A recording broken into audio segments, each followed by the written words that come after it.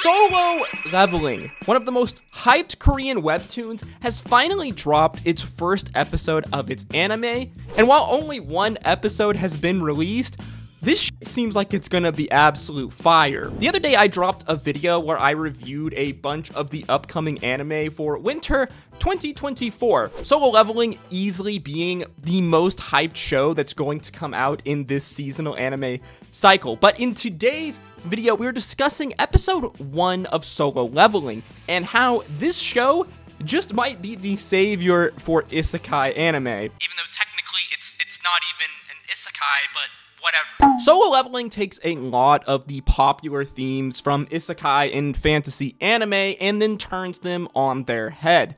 Our story takes place in a world in modern times. 10 years before the events of episode 1, strange magical gates opened across the entire world, connecting our world to a strange alternate universe filled with magical monsters. Because these monsters are magical in nature, our modern military equipment has zero effect on them. So in order to combat this new threat, humans began to assemble teams known as hunters. Hunters being humans who are born and blessed with magical powers and abilities. These hunters are ranked in a classic anime S through E tier list system. As well, the first episode conveys to us some very important information that these powers cannot be increased. Whatever rank your powers manifest at, they stay at, or so we are told. In order for humans to then get stronger, they must collect magical essence stones from monsters. These stones containing raw magical energy and abilities that can be turned into powerful magical gear and weapons. Okay, so far, this doesn't really feel that much difference than really any classic isekai or kind of fantasy anime that is very obviously inspired by Dungeons and Dragons and this kind of fantasy world. In a broad sense, these themes really follow a lot of the RPG inspired themes that we are used to in the trapped in a video game genre or transported into another world genre. The most obvious difference in Solo Leveling being that this story takes place in our world, with much more of the real struggles that we as people face in our modern existence. Hunters, you see, not only serve as protecting humans against these magical beasts, but they also function as a full-time job. We learned through episode 1 that governments from around the world have taken an interest in these magical essence stones as they view them as the answer to the world's energy crisis. These stones potentially being a new form of clean energy that is 10 times more powerful than nuclear energy while being safer. At least that's what we're told. We see then that these humans, these hunters, are not just there to protect us from this new threat of these magical beasts, but they function as a cog in a capitalist system in this world. This is made even more clear with the introduction of our main character, Sun Jin-woo. Apologies for any butchering of Korean names. Jin-woo, you see, is well known in this hunter community, but not for his skills or his feats of strength, but because Jin-woo is our E-rank hunter, and more specifically, he is regarded as the weakest hunter in the entire world. I bet you can already see where this story is going. Over the course of episode 1, we learned that Jin-woo is a survivor. Because of his weakened abilities, really any mission or dungeon exploration that he sets out on, no matter how low of a rank that the mission is potentially deadly to him. We learn that Jin-woo constantly subjects himself to these dangers in order to provide for his family.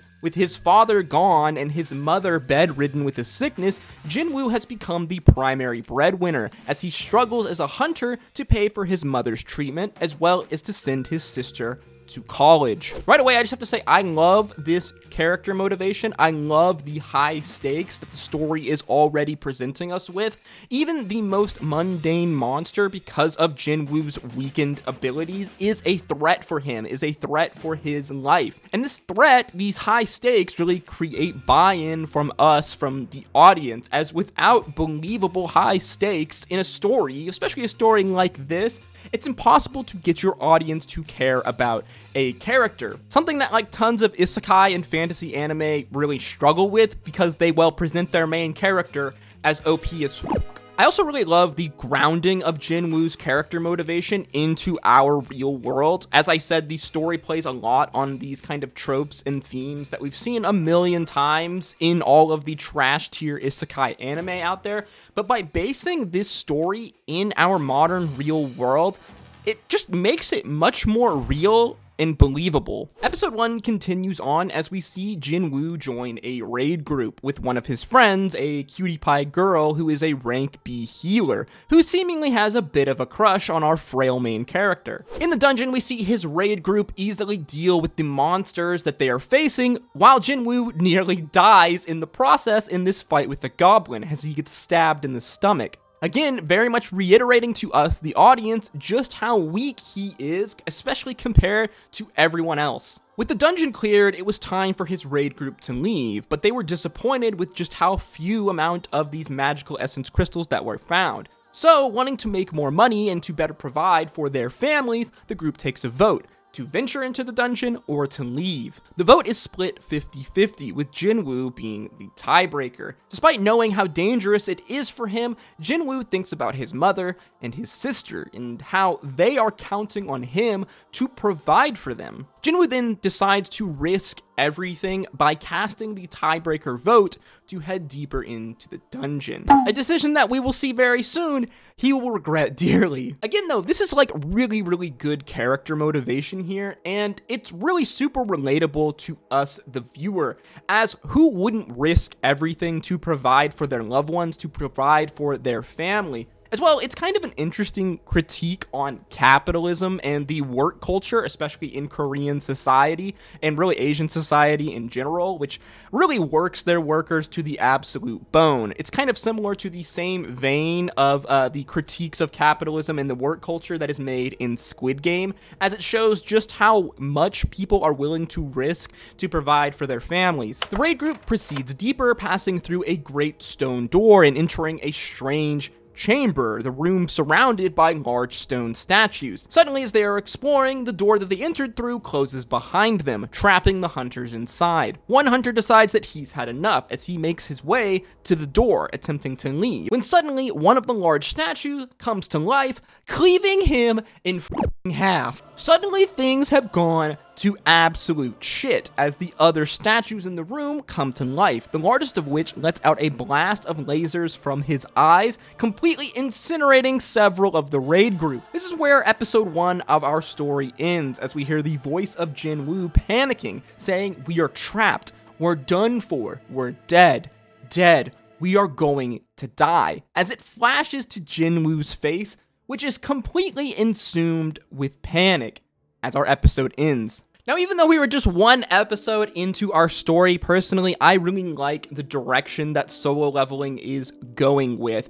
If you've watched some of my anime content before, you would know that I have a very strong vendetta against isekai anime as a genre. Personally, I'm like super sick and tired of the saturation of the isekai genre. To me, this genre is so well played out, and I'm absolutely sick of isekai as a genre, as in large instances, they are basically all of the same show. Some more, well, maybe focused on comedy, the others more focused on, I guess, power fantasy, and a little bit of harem fan service bait. Solo Leveling, while technically not being an isekai, in many ways is kind of an isekai in as much as it uses these fantasy RPG, video game Dungeons and Dragons-esque themes throughout its story. But what it does is take these themes and present them in a new light, a new way that's actually unique and interesting. Now, I'm a massive Dungeons and Dragons nerd. On its surface, I do love fantasy themes, especially in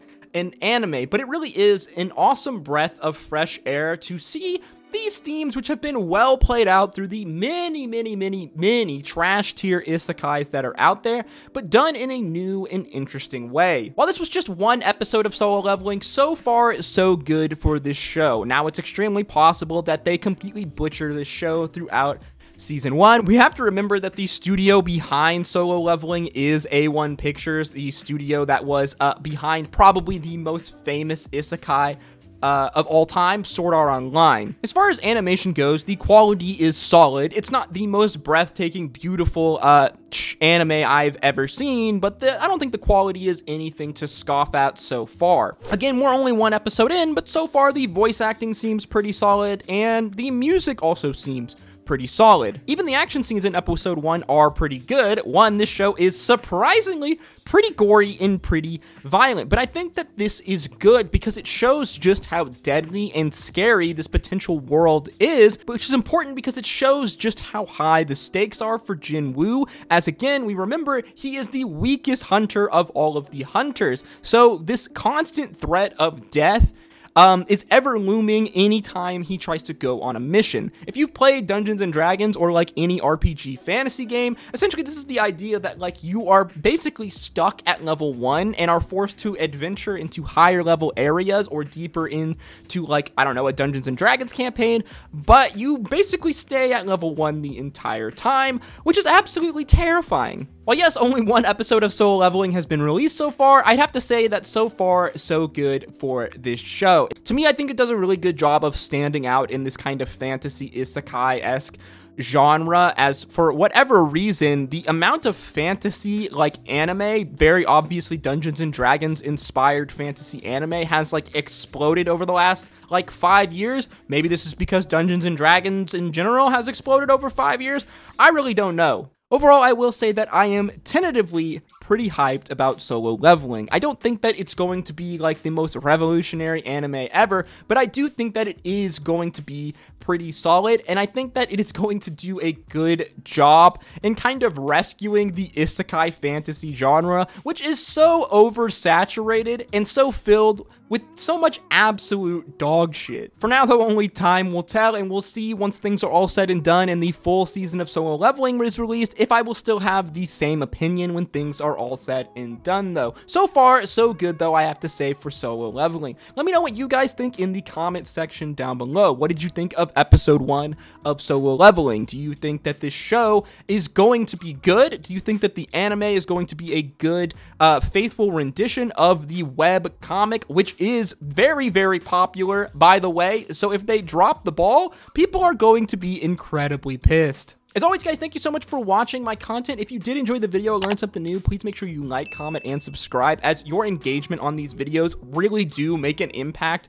for the channel and help to put the videos into the algorithm. Real quick update I just want to give you guys, there are going to be a few changes made to the channel in 2024, most probably a name change, but besides that, things are going to remain the exact same. The logo is going to be the same, the type of content is still going to be the same. At the end of the day, I'm going to be making videos about things that I enjoy and find interesting and just want to talk to you about, most notably anime, movies, and probably video games. So in the coming weeks, if you happen to see my logo for my channel, but a different name next to it, know that this is the same channel, but I am just going to most likely change the name of the channel for the betterment of the channel as a whole. As always, guys, thank you so much for watching. I hope to see you in the next one. Drink your water, hug your mother. Until next time, peace, love, Aru.